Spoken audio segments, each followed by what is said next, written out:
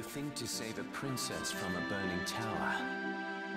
In truth, you would but set her on a higher floor. There is only one person who can truly save her. And that is what I mean to do. Just what do you imply? It's simple, really. Noble endeavors do not always reach the end that we desire. You cannot save the princess. However hard you endeavor to save her, you would do well to remember that.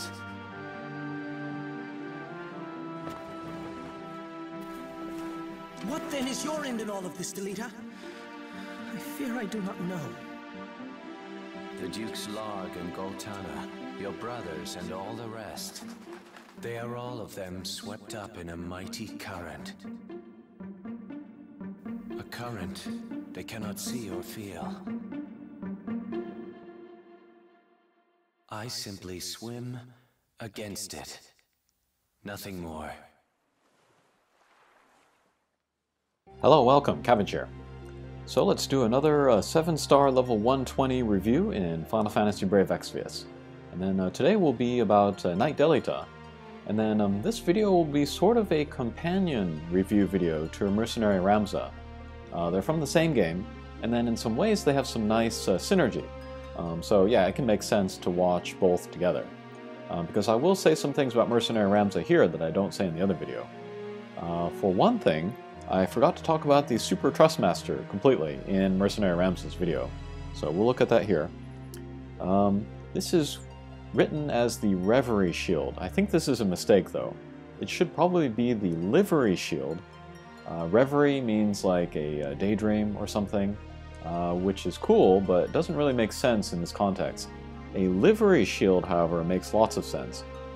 That's like your heraldry, or your device, like your symbol, you know, that represents like your family, or you know, whatever organization that you belong to. That makes a lot more sense in the context of Final Fantasy Tactics. I guess you could kind of, you know, you look at the Japanese, it says like ribari or something, and it might be hard to pick the right English word. But if you know, studied any European history, or if you maybe used a dictionary, then yeah, you probably come to the conclusion that Livery Shield is the right one here. But yeah, very nice shield. However, it's very vanilla. It doesn't have any elemental resistance or status resistance. Oh, and of course it has a lot of like TMs of tanks that are also shields that give you trust abilities, which this would not give you. So it has a lot of competition, so I wouldn't chase this at all, but if you get it, it could be good for, yeah, just like a generic use. Alright, but anyway, going back to Knight Delita. Knight Delita is from Final Fantasy Tactics, a game that I love very much. I don't like the character of Delita, however, as much as Ramza. He has the right intentions in the end. He wants to bring, you know, order and peace to the kingdom. But he's a real jerk about it, and he's very cold and manipulative of people. So yeah, I like Ramza, but I'm glad I have Delita, I'm glad he's in the game, and I'm glad he's pretty strong. And actually, just going a little side tangent here, there was a company called Atlas, and they made a game for Super Nintendo called Ogre Battle. That's probably my most favorite role-playing game of all time, even more than any of the Final Fantasies. You can play that on an emulator if you like. There was a sequel called Tactics Ogre, where the PSP remake, I think, is the best version of that. And then there was Ogre Battle 64 for Nintendo 64.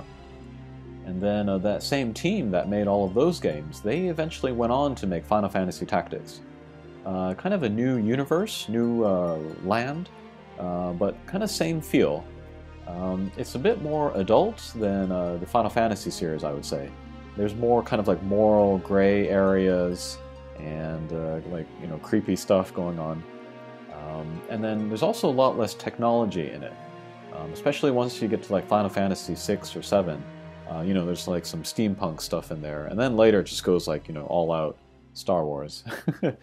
But if you like a more kind of medieval feeling role-playing game, then the Ogre series or the Final Fantasy Tactics might be better for you. But yeah, I love those games. And then actually the team that made, you know, the Ogre series and Tactics, They went on to make Final Fantasy XII, which also takes place in Ivalice, which is the same world as Tactics, but maybe it's like, 100 or so years in the future. So yeah, those are all very cool games. I like the atmosphere of them. Yeah, some of my favorites. But anyway, let's look at Knight Delita here. And then as a 6-star, he was good for breaking, very good breaks, and then some kind of finishing abilities. And actually, as a 7-star, he doesn't change too much. He's still a breaker and he's still a finisher. But he's got a couple other tricks in there, so we'll have a look at those. Looking at his skills, yeah, so his main breaks, he has Weapon Break and Shield Break. Those last for 5 turns, I believe. I think it's a 50% break, so it's decent. Crush Weapon is probably what you're going to use more often. Break, Attack, and Magic. That's together, so you can get 2 for 1. I think it only lasts 3 turns, though, so you have to keep that in mind. And then, that will be the stuff that you use as you work up to his Limit Break. And if we look at his Limit Break, breaks attack, defense, and magic, and lightning resistance, and it does a lot of damage. So you're going to want to spam this Limit Break as much as possible, and then that could mean equipping him with Limit Break equipment and stuff. So like Magical Top Hat, or Martial Glove, or Prodigy Goggles, or what else? Mood Maker, Pure White Blessing, stuff like that. But if we go back to look at his abilities, let's see, what else is good? Strategic Blade, this is his finishing skill. 1 big hit and then reduces lightning resistance. And then this is still usable by him as a 7-star. So if you want to finish a chain, then you can use this. You can also use it to break the lightning resistance. But again, the Limit Break will do this as well. So if you need to finish it, if you need to finish a combo, and then there's no Limit Break available to you, you can use this. Commanding Blade is kind of his chaining ability. It has a few hits, but I don't think it really chains with anything, which is why nobody ever really talks about it. It adds lightning element to his own attack, which is nice. I would say though, if you can, go for a lightning element weapon with him, just so you can cut out this step and just get immediately to breaking lightning and then getting in that lightning damage. Commanding Blade can be upgraded, enhanced, but I would say you don't have to do it, because there's going to be other stuff that you're going to want to do, and then if you get around it by equipping a lightning weapon, then you won't need it at all. As for abilities that you do want to enhance, War Hero, it'll give him better stats, some element or status resistance, and then Black Sheep Knight. This is kind of major. It raises the attack buff with a sword from 30% to 60%. So he really prefers to wear swords. And then if you wanted to use a lightning sword, there's one now available with attack over 100. That is Ryuka's lightning saber, I think it is. I still haven't pulled one of him, but if I did, I might use 100% Moogle on him. That's a pretty good sword. Good for a number of people, including Roberta. But I'll talk about that in the Roberta video. Chant I used actually a lot as a 6-star. Heals everybody, it's decent. Maybe 1500, 2000 HP. He does not heal himself, he instead takes some damage. But the damage is so low that I wouldn't even worry about that. Okay, now we're looking at skills that he picks up as a 7-star. This one is maybe the most interesting. Blade of Creation. Hits all enemies, but more importantly, it fills his Limit Break gauge. And then I believe if you are dual wielding, he will hit twice and then fill his Limit Break gauge twice. So that would make it even faster for him to fill up his Limit Break gauge. So this is the attack that you're going to want to use in between filling your Limit Break, instead of, like, say, Strategic Blade or Commanding Blade, I would say. Next up is Raging Inferno. This is the exact same attack that Mercenary Ram picks up as a 7-star. And yeah, they can chain perfectly together if they are both single-wielding. If they are dual-wielding, Knight Delita is going to do this attack, and then all of the hits will just kind of link together. It's like maybe like 19, 20 hits maybe. But Mercenary Ramza, when he does the same attack dual-wielding, there will be a pause in between the first set and the second set, so you can't perfectly chain these if you're using both of them as a dual wield. I would recommend not using them as dual wield characters anyway. I would say Mercenary Ram, you're going to be using him as a tank, so he's going to want a shield. And then Knight Delita, he picks up true double hand, so he'll get very good damage out of a single weapon. We can see here that he's just dual wielding or double handing a sword, and then yeah, he's getting the 60% buff, and then all of the true double hand enhancements. So yeah, his attack is pretty good for just single wielding. Continuing down here, here is his trust ability, better stats, and then changes his limit break, and this is pretty major. His limit break with the Trustmaster, he picks up also defense break, which is important for him because he's a physical attacker, and then also breaks lightning resistance. And then if you max out this limit break, it's 74%, I believe, on all of these. Very, very strong. Even stronger than anything Lid can do right now, so yeah, that's pretty good. Fairly cheap limit break too. I think it's like 20 limit break crystals. But yeah, his Trustmaster is the Grand Armor. Excellent armor for a tank, physical tank in particular. But if you are using Knight Delita on your team, you're going to want to put it on him, so you can get that trust ability, which is very important for him. And then, also as a 7-star, he picks up another finishing ability, and then this has a higher multiplier than the one that I showed earlier. But you can only use it once every 6 turns, so you're not going to be able to use it all the time. But he'll be breaking and then, you know, filling his limit break gauge anyway, so probably won't be able to use it every turn. Alright, and then, yep, just fills the limit break gauge, that is great. And then at 120, he picks up attack plus 20%, and then he gets true double hand and true dual wield. True dual wield, he picks up 30% of the max 100%, which is on par with a lot of other characters. The true double hand, he only gets 50%. Most other characters get 100 or more. So this is a little bit lower. It'll take more equipment to get him to the max 300%. But still, he is a viable true double hand character. And then, looking at how I have him equipped here, this is kind of the build that I have to maximize his attack. You could, you know, sub in other stuff to get more limit break crystals, like magical top hat or whatever, like I mentioned earlier. But yeah, just a plain old sword. There are no two-handed regular swords now, and I think there still are not any in JP. So he's not going to get that multiplier for using a two-handed weapon. But still, it's worth using a single-handed weapon with the double hand effect. But yeah, he's got his Trustmaster, Martial Glove for the true double hand, Desh's earrings, and more true double hand here. Dark Knight Soul. If you did not have this, you could use double hand. You get the same 50%. And then Azure Crimson Soul, just for more limit break, gauge, fill rate, and then HP and attack. And yeah, his stats are looking pretty good. And then, talking about his Super Trustmaster finally, I like this. It's 3 stats, HP, attack, and defense, all up by 30%, and then Maneater. Pretty much every character in the game likes this. At the least, they will like the HP.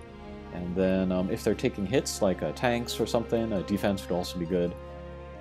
Attackers will like the attack and the Maneater. And the HP, of course. So yeah, very, very versatile Super Trustmaster. It's not the best at anything, but yeah, it's pretty darn good. And then especially for counter tanks, like Marquis de Leon, that character can benefit from every part of the Super Trustmaster, so it would be pretty good to have. I just need one more Knight Delita, so hopefully I can pull one of those someday. Okay, I think that's all I wanted to say about Knight Delita here. Next, let's take him to the dummy.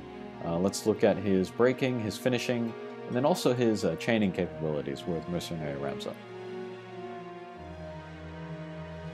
Okay, here we are in the dummy, and then Delita and Ramza, they're both single-wielding, and they both have non-elemental weapons. But Delita does have the Diablos Esper, so he has the 75% Man-Eater. First, let's look at their chaining ability, Raging Inferno. And then one thing that I forgot to mention earlier was that this has an innate fire element to it. This is fine against bosses without any fire resistance, or even bosses with minus fire resistance. But if you're fighting a boss with like some high fire resistance or even absorption, then this combo, this chaining, is not going to be useful to you. So keep that in mind. But anyway, let's look at the chain. Let's see how that looks. Okay, so 17 hits there. Kind of a nice long combo, considering that they're both single wielding. And then you don't want to use it for damage in and of itself. You want to use it in order to weave the finishing blow from another character into there to get that 4x multiplier. So if you think about your team composition, you have your tank in Ramza, you have your breaker in Delita, you have your finisher in somebody else, and then you have 2 slots left over that you could use for a buffer, a healer, maybe a magic user, or whatever, and then you have your friend character. So that's kind of an interesting, maybe semi-versatile team composition there. But anyway, let's look at Knight Delita's solo abilities. 12 million damage, still pretty good. Alright, so first, let's give him the lightning element, which is from Commanding Blade. Alright, that is his chaining ability, very good. And then next, let's break the enemy's lightning resistance. We'll use Strategic Blade there. This is his finishing skill. So one big hit.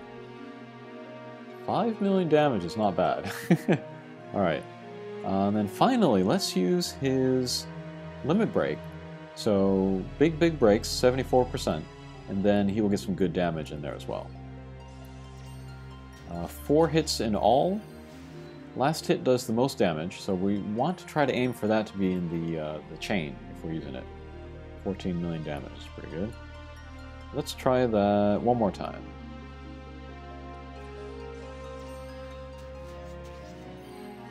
Alright, that was higher for some reason.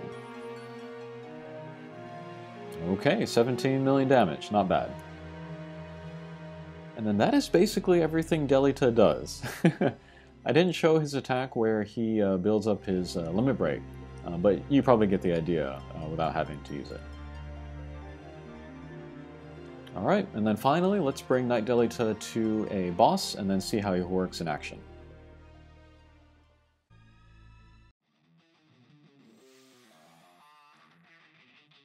Okay, finally, let's bring him to Aigon. And then this is actually the same run that I showed in the Mercenary Ram video. But we'll look at more of this so that we can see Delita's chaining in action, and then also his finishing a little bit. His breaking is not going to really be a factor here, because you actually can't break the boss's body, except Spirit, which Delita can't break anyway. So, but later on, maybe we'll see some breaks on the arms. Okay, but there I used a Blade of Creation. That is his attack, which fills his limit break meter. So we saw that fill up a little bit. He also has some innate limit break fills, so we can look at that after the turn ends.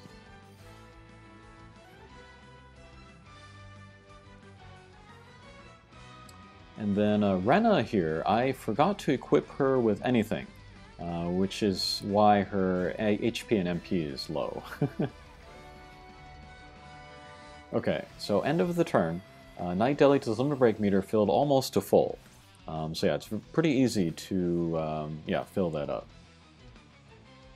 Alright, but now my defenses are up, and then Luneth has upgraded his cut through to Slay.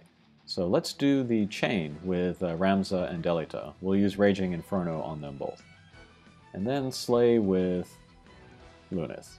So let's attack the body. Let's see if we can do the body first method here. And then let's raise attack for Lunith. Why not? And then with Ace, let's use Tri-Beam Laser. Let's break the boss's fire resistance. And then all of my characters, my attacking characters, have fire element weapons, so this should be decent damage here. Okay, not bad. Oh, actually, Delita and Ramza don't have fire element weapons. It's that the Raging Inferno has the fire inherent in it, so that Lunith, with his fire weapon, can ride on the elemental chain. Okay, odd number turns, so let's put the defenses back up. We'll Stone Throw with Ramza again. We'll upgrade a Cut Through with a Blade Torrent there.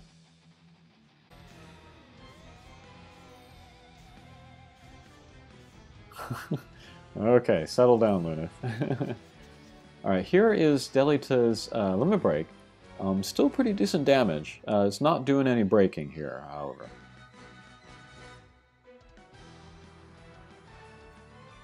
And then no element on that Limit Break either, since he's not using a elemental weapon.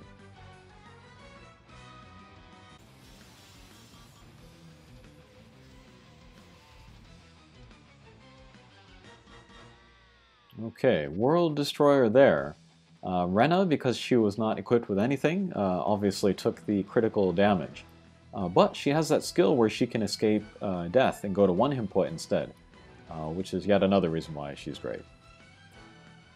Okay, but defenses are up again, so let's do the chain and then finish it with Lunith again. And there goes the body, very good. Okay, so I think that'll do it for this video. Again, Knight Delita, really only good for breaking and then chaining with Mercenary Ramza. And then a little bit of finishing if you had your party set up for that. But yeah, a fun character. If you're lucky enough to have both Mercenary Ramza and Knight Delita at 7-star, then I would highly recommend to try them out together. And then, yeah, if you could find the place where you could use them as your chainers, and also tank and breaker, that could be a very interesting team composition. Alright, thanks for watching, and we'll see you again. Take care.